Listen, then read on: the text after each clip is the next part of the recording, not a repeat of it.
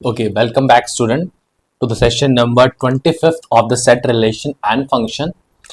आज से पहले we have discussed many things in this set relation and function. Sets हमने पूरा कर लिया है, functions अभी हम कर ही रहे हैं, relation हमने पूरा कर लिया है. We have discussed many questions also and we're going to be discussed in a separate sessions also. We will be making a separate dedicated playlist for the things, for practice, for many things. ठीक है.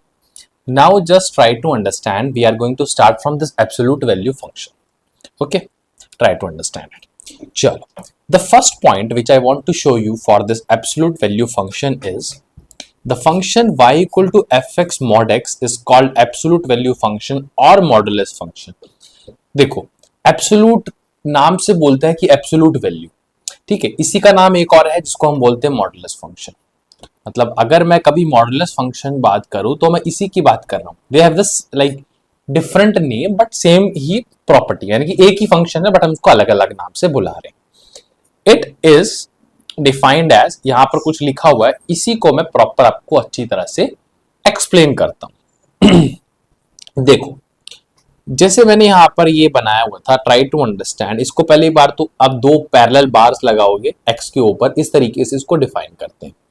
अब अगर कभी आपने mod के ऊपर parallel बार लगाया हुआ है, मतलब मॉड नहीं एक्स के ऊपर पैरेलल बार, यानी इसको हम मॉड भी बोलते हैं, जो हमने ये लगा रखे हैं ना, इन पर्टिकुलर को हम मॉड बोलते हैं कि अप्लाई द मॉड, तब इसका नाम मॉडुलस फंक्शन भी है और एब्सोल्यूट वैल्यू फंक्शन तो बोलते हैं.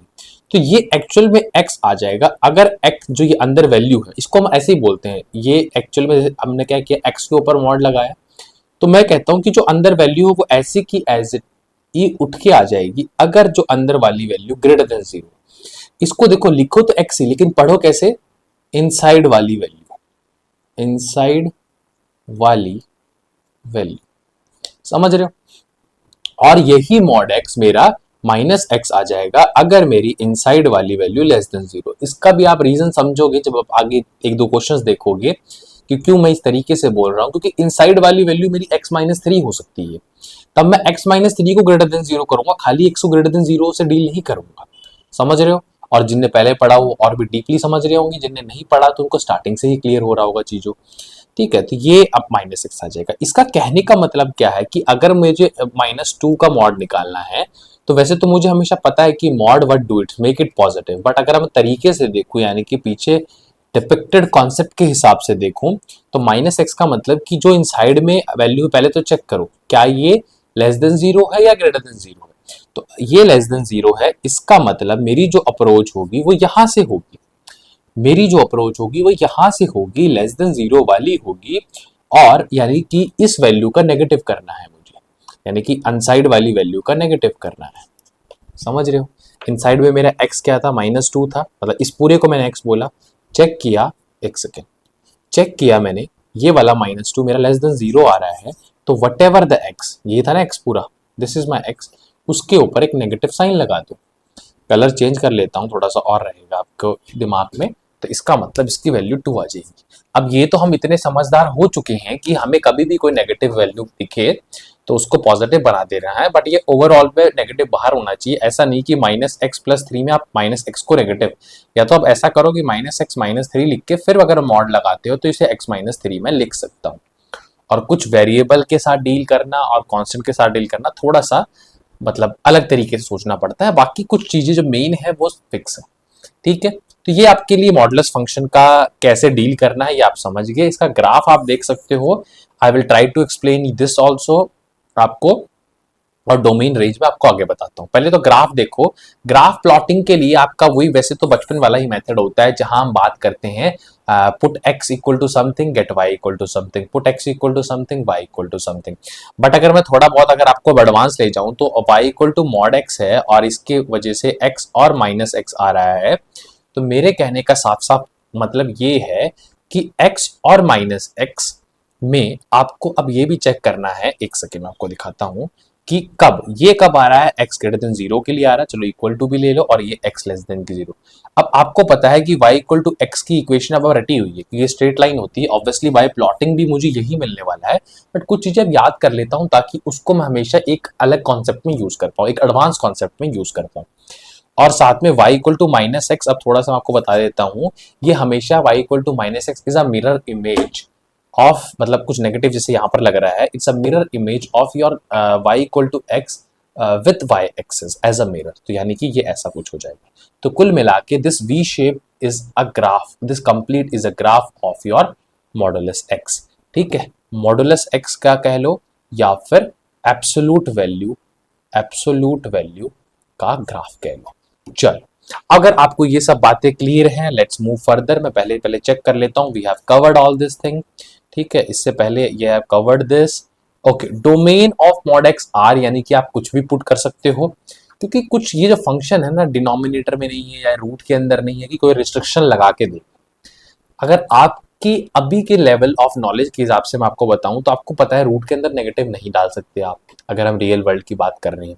ठीक है, कॉम्प्लेक्स नंबर को कंसीडर करके वो चीजें अलग है, बट अगर, और ना आप डिनोमिनेटर में जीरो रख सकते। तो ये चीजों से क्या है, I just want to tell you, ये चीजों से क्या है कि बेसिक सा ऐसा है कि कोई रिस्ट्रिक्शन नहीं, just put any real number, that's why domain is R.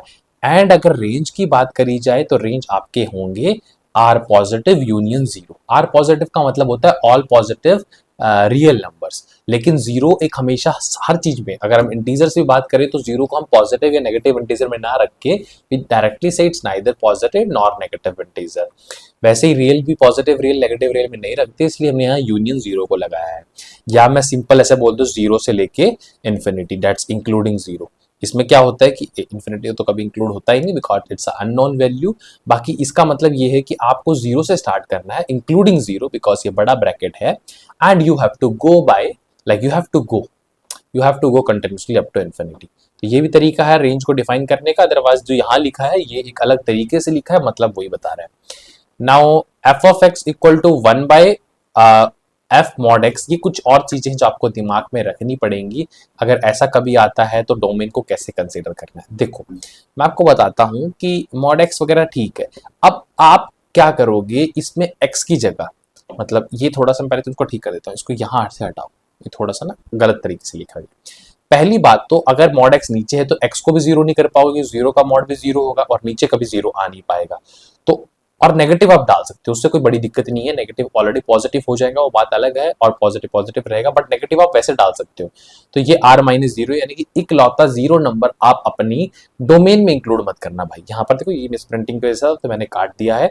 And range is R positive. Why R positive, आप ध्यान दो, जब भी आप कोई नेगेटिव नंबर इंक्लूड करोगे यहाँ पे तो वो पॉजिटिव आ जाएगा, पॉजिटिव से पॉजिटिव आएगा। ऑब्वियसली पहले भी देखा था आपने, सारे पॉजिटिव नंबर ही आ रहे थे, बट इस केस में अब जीरो भी नहीं आएगा, क्योंकि जीरो एक्चुअल में आता है इन्फिनिटी के केस में, यानी कि एक्स इन्फिनिटी हो तब पहुंचेगा, मतलब 1 by infinity will tends to zero, but वो again infinity is unknown number, तो कुल मिला के वो आपके लिए आ ही नहीं रहा।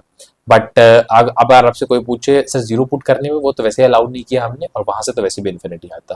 तो ये थोड़ा बहुत अगर कुछ ऊपर नीचे की मॉडिफिकेशन अगर करी जाए तो आप कर सकते हो। बेसिक जो आपको पता होना चाहिए, that's a definition of mod x, that's again I right very quickly, that is x and minus x depending upon what the value of x is, that is x greater than 0 it hold this, and x less than 0 it hold this. We separately, like we just define in this proper way by applying a this comma, like comma and dot. Okay, चलो, तो अब signum function है। Obviously this session was suppose to discuss signum function, मतलब मैं सोच रहा था signum function आपको इसी क्लास में करवा दूं, बट यस ये सेशन थोड़ा छोटा रखते हैं हम, and we are going to discuss signum function, GIF function together in the next class. Till then keep learning, keep watching, आपको थोड़ा थोड़ा आइडिया होता रहे, आप समझते रहो, चीज़ों को याद करते रहो, प्रैक्टिस करते रहो, that is what all I want. And yes we will going to meet you, like I'm going to meet you in the next session now.